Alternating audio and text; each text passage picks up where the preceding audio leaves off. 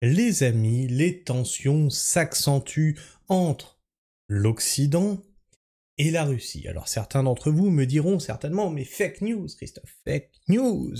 Ce n'est pas vrai, les Russes sont nos amis. Alors, on a Dimitri Medvedev, l'ancien président de la Russie, qui a suggéré qu'il était possible qu'on lance des frappes préventives sur l'Occident. C'est-à-dire qu'on bombarde, ouais, parce que les Occidentaux, ils font chier. Alors certains me diront, oui, c'est qu'un ancien président. Oui. Mais il est dans les petits papiers quand même. Enfin, je veux dire, c'est pas Joe Clodo, c'est le mec, il est quand même dans les affaires. Il voit ce qui se passe. Il sait quelle politique est appliquée. Après, on va voir ça pendant cet article. Est-ce qu'il en est à sa première annonce tonitruante que il faudrait lancer des missiles sur un tel ou un tel? Bien sûr que non. C'est pas la première fois qu'il le dit et c'est jamais rien passé. C'est un peu comme la Corée du Nord, qui annonce des lancers de missiles. Mais il suffirait d'une fois, tu vois. Il suffirait d'une fois où là il avait raison. Donc c'est pas non plus interdit d'y penser, et surtout, ça démontre autre chose. Parce que même s'il n'y a pas de lancer de missiles, ça démontre que la patience de la Russie envers l'Occident et envers l'Europe atteint certaines limites. On va faire le tour de tout ça. L'ancien président russe Dimitri Medvedev suggère de lancer des frappes préventives contre l'Occident. Proche de Vladimir Poutine, ouais, voilà, c'est pas un mec, tu vois, c'est pas comme Poutine, c'est pas comme Hollande avec Macron. Tout le monde s'en fout de ce qu'il dit. C'est un proche de Vladimir Poutine. L'ancien président russe est un habitué des sorties belliqueuses fracassantes hostiles aux pays occidentaux. Ce que je vous disais, il en est pas sa première fois où il dit on va lancer des missiles. L'ancien président russe Dimitri Medvedev a déclaré ce jeudi 17 juillet que l'Occident menait pratiquement une guerre à grande échelle contre la Russie, que Moscou devait donc réagir pleinement, voire, si nécessaire, lancer des frappes préventives, a rapporté l'agence de presse publique russe TASS. Et c'est là où je vous dis que il faut qu'on note le moment charnière où la Russie commence à en avoir ras-le-bol aussi de ce que fait l'Occident, à dire on n'est pas en guerre, mais on fournit les armes pour taper sur les Russes, tu vois. Et vous savez que les tensions se sont aussi accentuées entre Poutine et Trump. Il y a des choses qu'il faut voir quand même. Nous devons agir en conséquence, répondre pleinement, et si nécessaire, lancer des frappes préventives, a déclaré Dimitri Medvedev, cité par TASS. Dimitri Medvedev, vice-président du puissant Conseil de sécurité de la Russie, a rejeté les déclarations des responsables occidentaux selon lesquelles la Russie pourrait attaquer l'Europe, les qualifiant d'inepties. Permettez-moi de vous rappeler que notre président a déclaré sans équivoque que la Russie n'avait pas l'intention de combattre l'OTAN ou d'attaquer l'Europe, a-t-il ainsi déclaré. Donc ils essaient de se rattraper aussi aux branches. Est-ce que finalement Vladimir Medvedev n'est pas le Philippot russe qui annonce la fin du monde 3 fois par jour? Peut-être.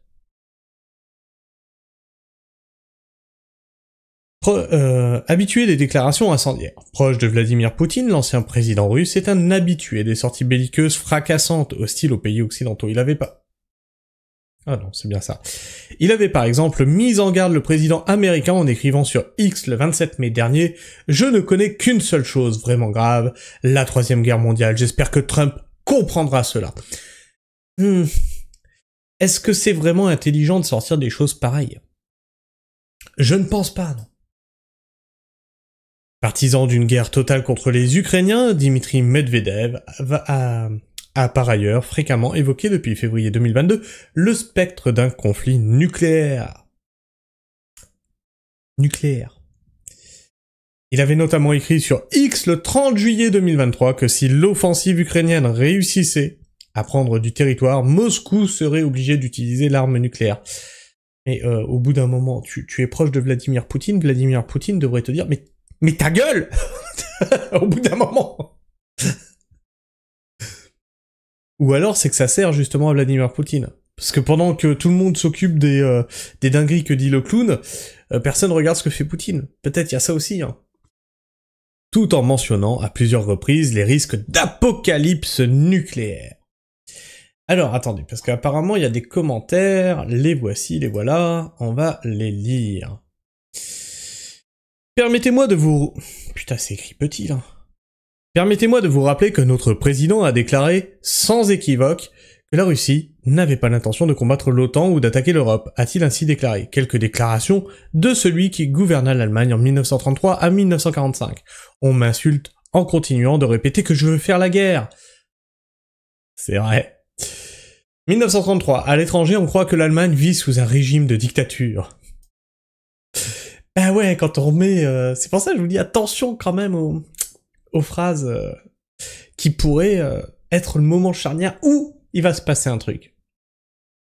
Celui-là n'aura jamais rien fait de positif pour les habitants de son pays, la Russie, un nul alcoolique notoirement connu. Dans le cas de tir nucléaire, les vents dominants finiraient par ramener la radioactivité au-dessus de la Russie et en faire profiter les habitants.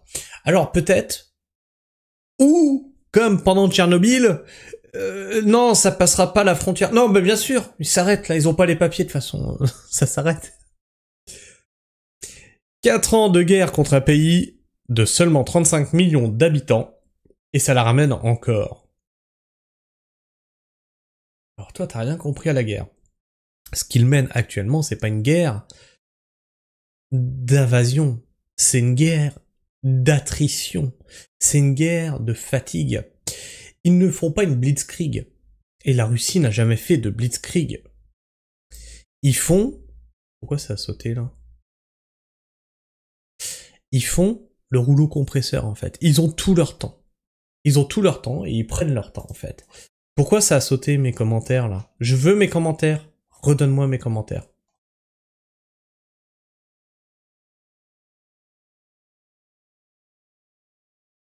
La vodka ça use, et pas que les souliers.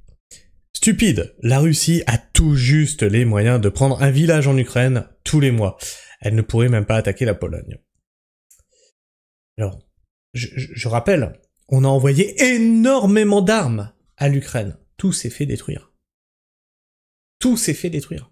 Pourquoi ? Parce qu'ils sont là, ils attendent. Vas-y, envoie. Et ils dégomment. C'est ça une guerre d'attrition. Et une fois qu'il n'y a plus rien en face, on avance. Ils sont en train d'affaiblir notre économie. Ils sont en train d'affaiblir nos usines de production, parce que là, nous, on envoie tout notre matériel, mais après, on n'a plus rien derrière.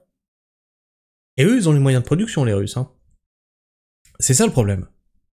C'est que là, tout le monde est en train d'envoyer, allez, vas-y, envoie-les sur le mur russe, et tout se fait défoncer, puis après, quand il y aura plus rien, les mecs, ils auront plus qu'à dire, bon, on avance.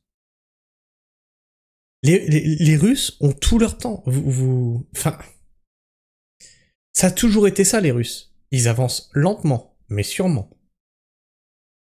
Dimitri Medvedev, toujours aussi perturbé, le clown de Poutine.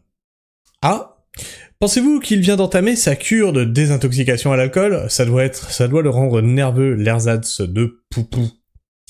L'Occident comprend les USA pour lui ? Je pense, ouais. En vrai, je pense. Existait surtout par l'excès une nécessité pour ce personnage haut en couleur, plutôt dans le vermillon, dans le cercle du pouvoir russe, en faisant ensuite passer Vladimir Poutine pour un pacifiste à tendance beatnik. Et ça, c'est pas faux. C'est ce que je vous disais, hein, peut-être que ce personnage sert Vladimir Poutine, c'est pour ça qu'il lui dit pas de fermer sa gueule. Mais c'est un problème qu'on rencontre aussi en politique française. Les personnes qui sont dans l'excès. Excès de droite, excès de gauche, dans les excès souverainistes.